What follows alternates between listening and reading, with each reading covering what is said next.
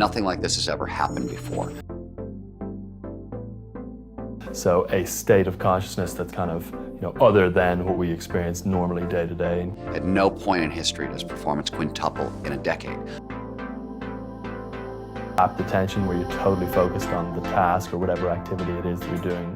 Well, now I am finally here with Rian Doris, who you have seen in the first part of this video and podcast how he have been moving around flow, how consciousness and how I don't know, Rian, you will tell me in a video if I'm wrong, but it could be the manifestation of consciousness have a lot to do with how we manage to move through our lives and how we can change a little bit the way we see life, and in a certain way we can start changing all our life trajectory and direction. So before going on, Rian, it's really nice having you over here. Can you tell us a little bit of what's going on right now with you and the Flow Genome Collective? Yeah, sure. So, well, firstly, thanks for having me on. I appreciate it big time. Currently I am running the Flow Research Collective with Stephen Kotler. Stephen is a 9-time national best-selling author and one of the world's leading experts in peak performance, with a focus on researching the neuroscience behind peak states, predominantly flow state as well. He's worked with everyone from Goldman Sachs to the US Navy SEALs to Google and everything in between, teaching and training flow to improve individual and organizational performance by helping people access flow state more consistently. And I work with Stephen at the Flow Research Collective. We've been building it out since February of this year, so February of 2019. We've got a team of coaches. All of our coaches are licensed clinical psychologists and PhDs, and they teach and train our clients up in peak performance, helping primarily entrepreneurs and executives improve their ability to access flow so they can improve their output, improve their performance, save time, get more done, work faster, and harness the performance enhancements that occur when you are in a flow state. And then we've also got a research division where we partner with various universities and academic institutions to do research into the neuroscience of flow. So we're partnered with USC, UCSF, UCLA, and a number of other universities looking at flow from a neuroscientific standpoint as well. Fantastic. It's beautiful, like mind-blowing, And right now I want to move a little bit more into flow.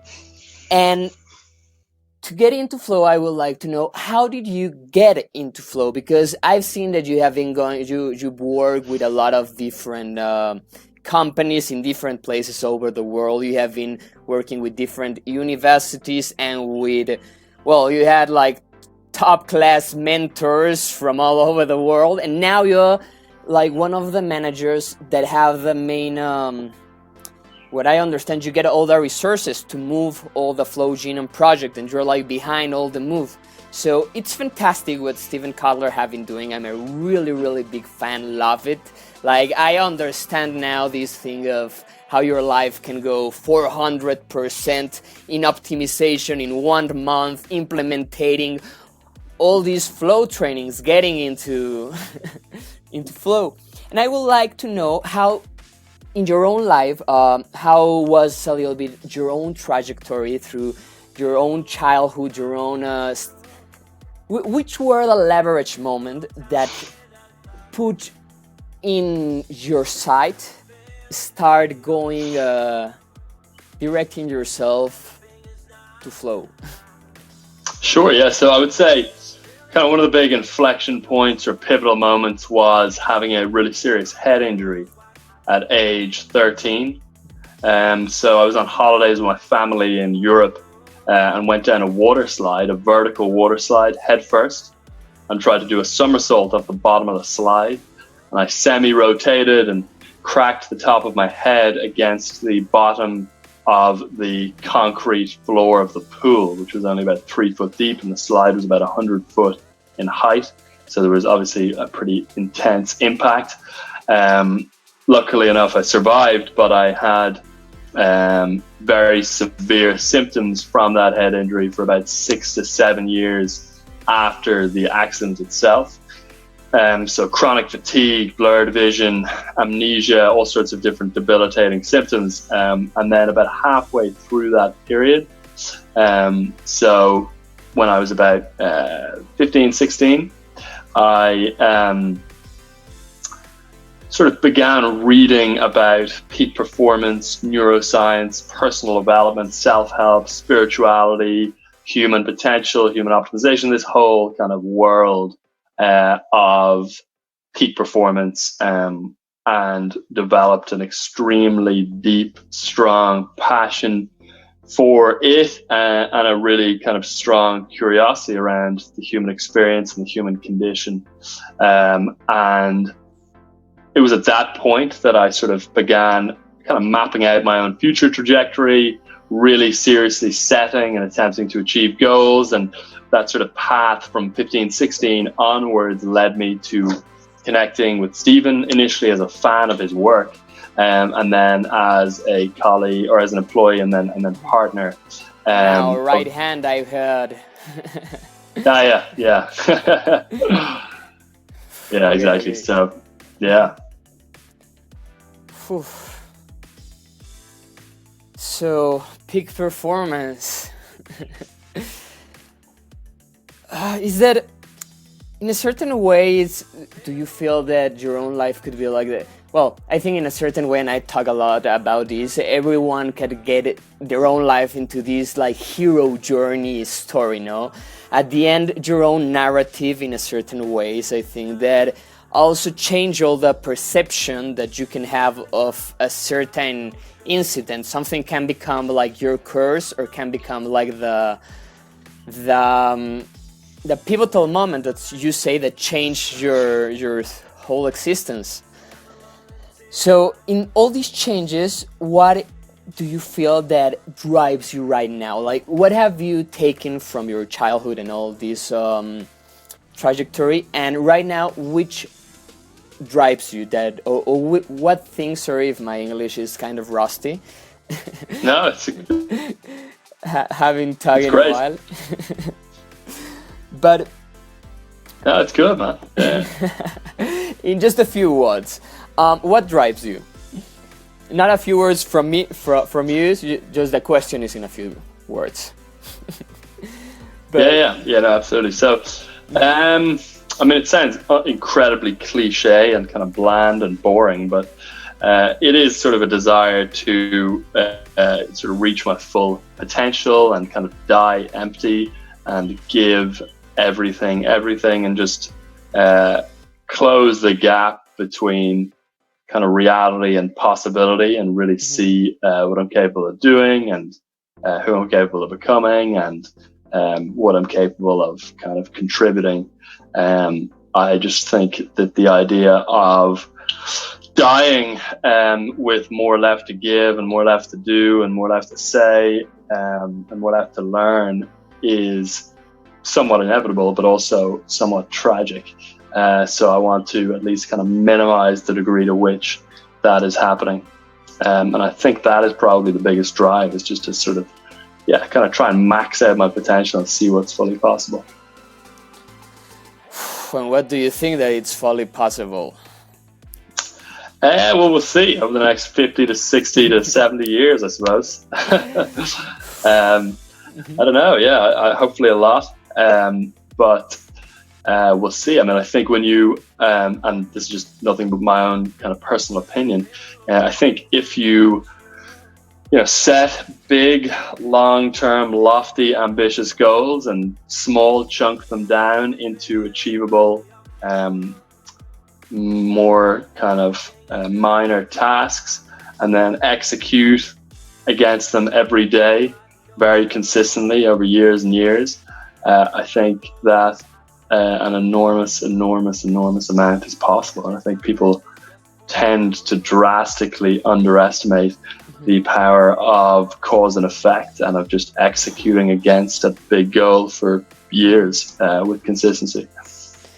And right now, I think that this could be a big question, but right now, and in Flow Gym Collective, I've seen Steven talks a lot of these. We are starting to see a different future, and when I say a different future, well, of course, you know what I'm talking about. We're like in that little space of time between being just another generation of humans that existed and being like the next step in the evolution, not hacking our biology, hacking our mind, hacking our communication. How do you think that all these changes in the world are changing the way we are viewing ourselves? And in a certain way, how that is changing the things that we can achieve in the world? Viewing ourselves differently.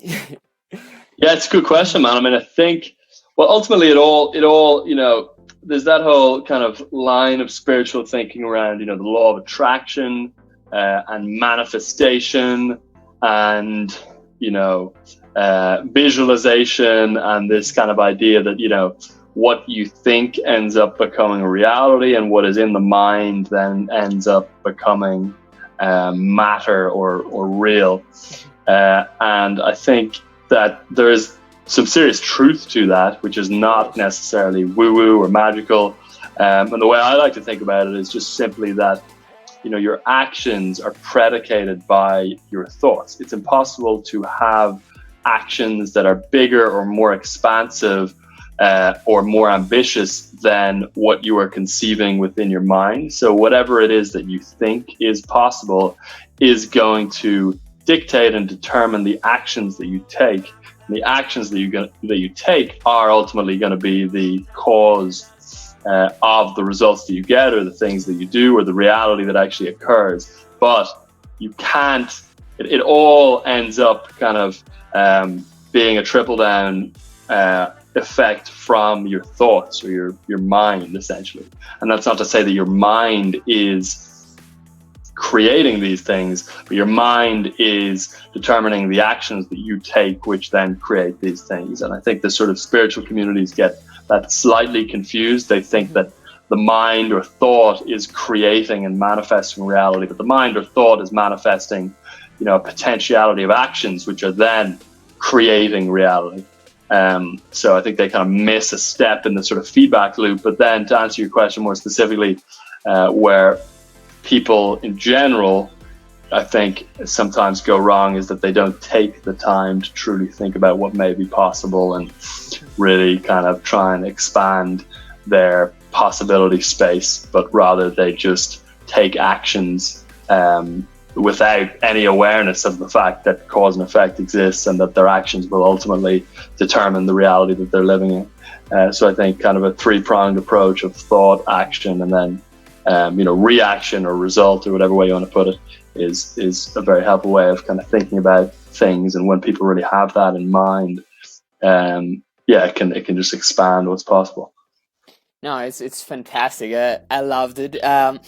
I think that the thing that you used to start, the thing of the woo-woo, I think it's a really big thing, because we are in that certain point where we are like understanding how big our brains are, how our creative potential is, but at the same time, all this creative potential that you said comes like attached to actually knowing how stuff works, you know, to knowing the mechanics behind the movement of something, and not just thinking like, yeah, if I think positive, I'm gonna become rich because positive thinking brings money. But actually more, okay, with this positive thinking, I can maybe start changing myself to actually start reading or learning how money works and make money or manifestate the relationship or blah blah blah blah blah blah. But at the end, there's like a really thin piece of paper between what is woo-woo and what is real. Mm-hmm. And I think that's big, you know, because one thing is say, okay, we can, with CRISPR or with hacking your flow states, you can perform 400% greater in a small amount of time. But there's like scientific studies behind it. And it's not the same to say, okay, I don't know, you got a disease that is killing you. Yeah, it's known that positive thinking affects your biology, but maybe positive thinking will not get rid of your, problem with lungs or whatever. Right, exactly. It's not a kind of a be-all, end-all solution. So here in the end, you could say that Flow Genome Project and Flow Genome Collective here is trying to bring more people into these peak performance states, to help people like learn what is their real potential and then learn how to achieve it. What are the main things that you... Oh, well, am I right first with this? Yeah, no, go. Yeah. No, I was just gonna... Do you want to finish your question? Then I was just gonna expand on what you were saying. Now, over this is like, what have you seen that it's possible to hack from taking like all the woo and the mystical things aside? Because is that, no, if I go with my dad and I tell him like, Dad, okay, this thing happened and there actually one study that says this thing is real, my dad's gonna say, this 70-year-old guy, okay, he's not just a kiddo, going insane with too much info. If I go with my dad and say like, hey Dad, I meet this guy in the subway and he told me that if I prayed 5 times a week this magical phrase, I'll get rich.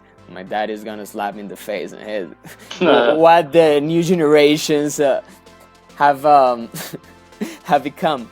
But well, my question at the end here is, taking all this part of the series of the scientific thinking, what do you think that is possible when we are talking about hacking your life? What aspects of your own existence you can optimize?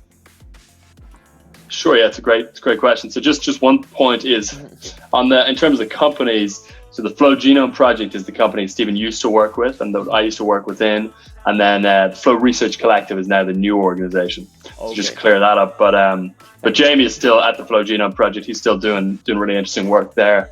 But as far as the Flow Research Collective and what is actually possible, I mean, I think, yeah, it's a great question. It's an interesting one. I mean, it's just, it's interesting to look at the trajectory and the life and the results and the reality of someone who does not take a proactive, conscious choice towards improving their situation and the results they're getting and the reality around them, versus someone who does do that and has been doing that in a very serious, proactive way for years. And I think, the way that you end up with these kind of true, elite performers who kind of morph reality to their will, like Elon Musk or Jeff Bezos or any of these huge figures, even someone like Tony Robbins, is that it's just kind of the compound effect of taking a proactive, conscious, explicit role in trying to improve oneself, improve one's ability to produce results, and improve kind of the world around them. And when you kind of stack that or expand that out over decades, and you're constantly improving your ability to improve, you get this exponential curve, and you get these kind of massive, insane, sort of world-altering results from individuals.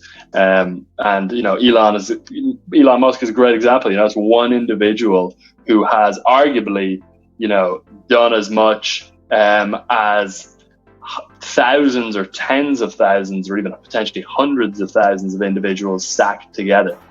And that's not to say that he's inherently more valuable, or that other people who have less big of an impact or are less kind of successful entrepreneurially are less inherently valuable. But just speaking about it from a results standpoint, I think what that is that it's actually kind of exponential effects and compound interest at play. So how does one person do tens of thousands more than another person? How can the results be that drastically different? And what I think it is, it's compound interest, and it's kind of exponentials at play. So, if you're constantly improving and constantly learning and constantly executing, but also constantly improving your ability to improve and improving your ability to learn and improving your ability to execute, then you kind of start to build an exponential curve for your life and your results. And over the years, just like compound interest in a bank account, is to compound extremely rapidly, and you end up with these kind of extreme results. And I think the challenge is for a lot of people, and the reason that obviously the majority of people do not produce those kinds of results, is that it's difficult to truly understand that your actions create reactions, and that there is a feedback loop at play between what you do and what ends up resulting from what you do. Because for one specific example is just because there's a time lag. If you let's just use dieting as an example. If you diet, it's going to take a while of actions, or it's going to take some time before the actions of dieting and eating less show up as reactions or causes, or effects. Meaning, your body looks different. And because there's that time lag between, actions on the one side and results on the other side, most people don't understand cause and effect, and that their actions are actually producing reactions, because it looks as if that's not the case, because there's a gap of time in between.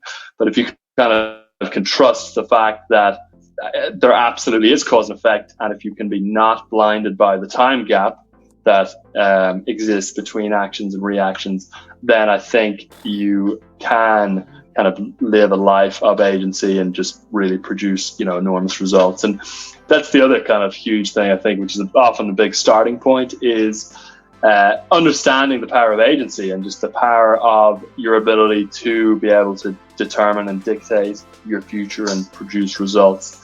And that is what Carol Dweck, a researcher at Stanford, calls developing a growth mindset, which is, understanding the ability that you have the capability to be able to change and influence your environment and influence who you are. And without that awareness and knowledge, everything is kind of fixed. I want to take many things from this, but I want to start with which daily actions you can start taking, because you just said, I think that at the end you can, everything maybe made out of thought, but what actually makes the thought become something is that the action, causality, So which daily actions you can start taking, or the viewers can start taking, to start getting more into peak performance states, to really start getting higher without needing to take anything to become higher? Yeah, sure. I think it's actually very simple. Like the first step obviously is just understanding what you actually want and what your actual goals are and what your objectives are, and what you're trying to achieve or pull off. And the second step is just breaking that down into smaller components that involve things you can actually do on a daily basis. So let's use the kind of fitness or physical example. Let's say your goal is to put on 15 or 20 pounds of muscle and improve your strength. That might be a 6 month or a year-long goal. Then the next step is just to kind of segment out that goal into smaller actions and look at, what are the daily things that you need to do going to be able to produce that end result. And that might be, eating a certain macronutrient breakdown, working out with a certain cadence, and sleeping in a certain way. And then so long as you're executing against that, the end result that you've set is going to end up taking care of itself. So I think step one is just literally simple as getting clear on what you actually want, getting clear on the goal. Step two is breaking it down into kind of subcomponents, so sort of reverse engineering it. And step three is sort of determining what the daily actions you need to take are to be able to achieve that end result. And then step four is just taking those daily actions every day. Oh. And again, which do you think there are like some of the best actions that you could like tell someone as a tip? In terms of habits, habits that are good for everyone, that are always going to improve your ability to, perform well. A lot of these have come out of positive psychology, and a lot of them are again, somewhat cliched at this point within the sort of self-development or, personal development communities. But, having some kind of robust morning routine is pretty much always beneficial. There's that sort of analogy that your morning routine is like your rudder So it's going to kind of steer the rest of your day and dictate the rest of the day. And if you win the morning, you win the day. So having some kind of morning routine that ideally involves some level of, exercise, first of all, some level of kind of stress management and sort of a mental exercise. And that could be mindfulness meditation, that could be yoga nidra, that could be some kind of, more embodied form of mindfulness. Ideally, you would have that in place. Ideally, you would have some kind of gratitude or journaling in place as well that is going to, kind of create positive affect, and that's also going to involve lining up the rest of your day. And then ideally, you have some kind of, good nutrition in place as well. So you're eating something healthy or you're consuming something positive so that you're sort of optimizing your mind and body for the day ahead. And then ideally from there, you can kind of segue into actually accomplishing whatever the tasks are that you need to accomplish in order to produce whatever result it is that you're eventually trying to produce. It's really nice because past week I had a really good friend of mine here, Ramses Atala, that is, he was Mr. Mesoamerica. He's like, oh wow, yeah, top performance, 3 times MMA world champion, black belt, no, crazy dude, and also engineer and a lot of things. And we were doing a program here in the studio and talking about this, about what were exactly that, like his morning routines, why he was able to be this guy that is like 195 meters, that is in magazines, and who constantly, because he have 3 businesses working with president, politician, blah blah blah blah blah. And over this, you say, okay, what makes the difference? What do you think that you do that no one else do? And it's fantastic because one of the things he said, he didn't say yoga actually. I was like, I love yoga. I love to hear that. You are also yogi enthusiast. But maybe he told me the first thing I do when I open my eyes is 10 minutes of gratitude. And that have made the whole difference my whole life. 10 minutes of really putting in my daily schedule, I need to say thanks and start with that positive mindset. And as you said, that take me to the rest of the morning, and the morning defines the rest of the day.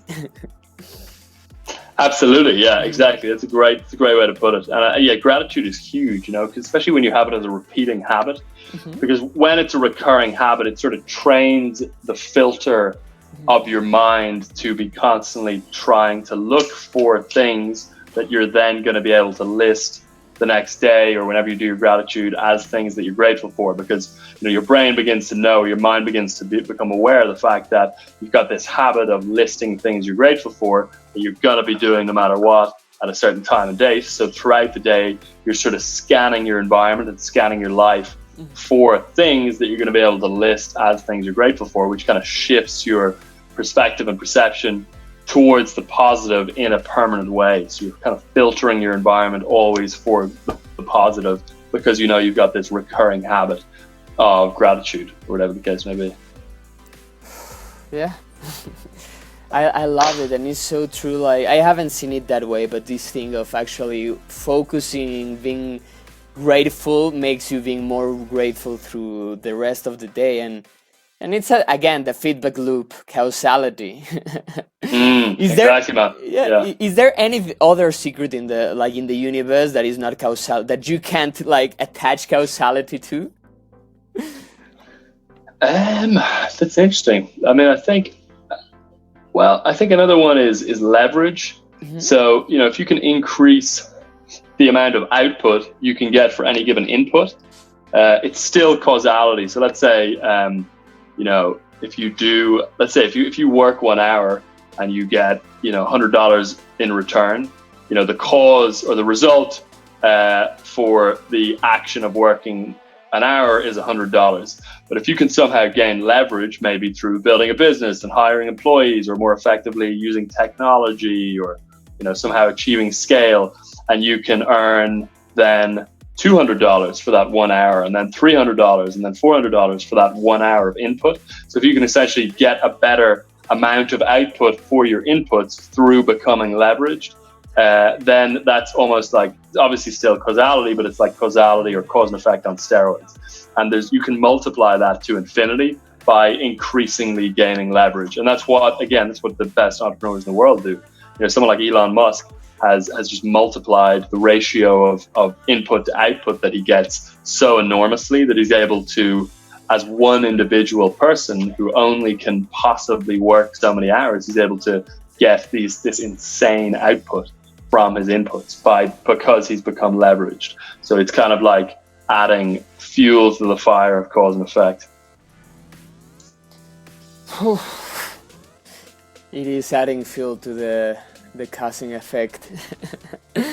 And Rian, I would love to go like another 3 hours in the interview, but I know that you're a really busy person and we don't have much more time. So before leaving, I would like to ask you, which heroes or which models others than Steven Kotler do you had like in your life that also motivate you?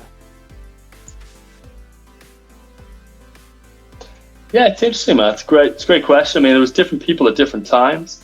There was always people, for sure. Like, there's always been like a few people who I've been sort of obsessed with. I remember one of the first ones was actually a guy called Robin Sharma, who was a sort of self-help guru, leadership guy. And there's always been multiple. So one person who I've always looked up to enormously and still do is a guy called Dr. Dan Siegel. He's been a mentor of mine. I used to work with him as well, and I was a student for a while. He's a professor of psychiatry at UCLA, and he's written a number of New York Times best-selling books around relational neuroscience and trauma. And he's an incredible guy. At the moment, someone who I've really been kind of becoming more and more influenced by is the co-founder of Angel List, a guy called Naval Ravikant. He was on Joe Rogan recently, and I've just gone deep into his content, and I love his way of thinking, conceptualizing things. And I suppose, it'd be reasonable to say, yeah, at the moment he's like a sort of a hero, and someone who I've been trying to learn from as much as possible.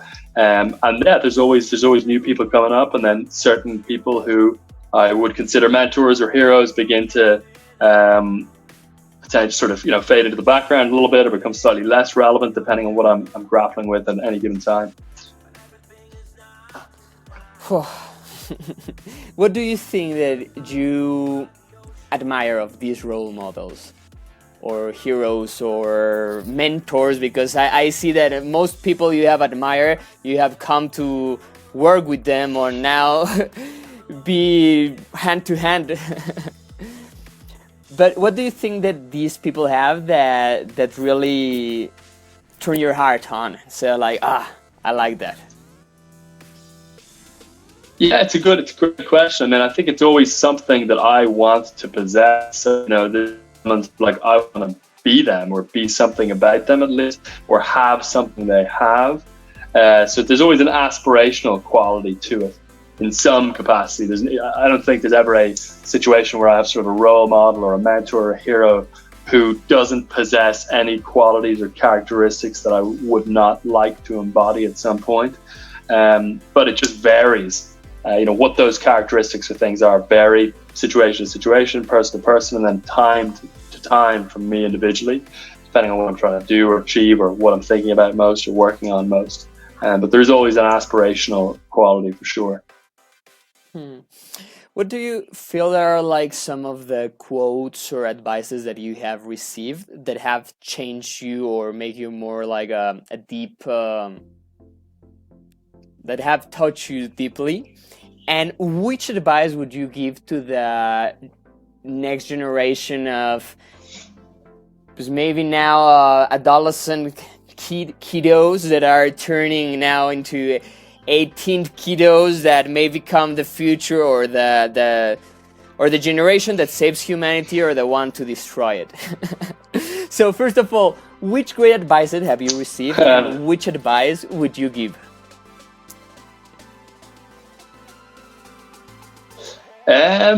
Yeah, I've received so much amazing advice. Let me think. Well, I suppose I'll kind of merge the questions and give some advice that I've received.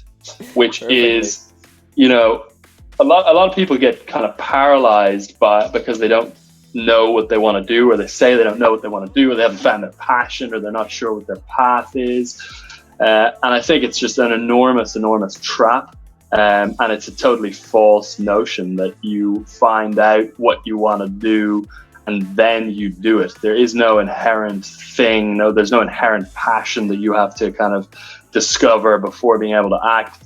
You build passion through action, and you find out what you want to do through doing itself.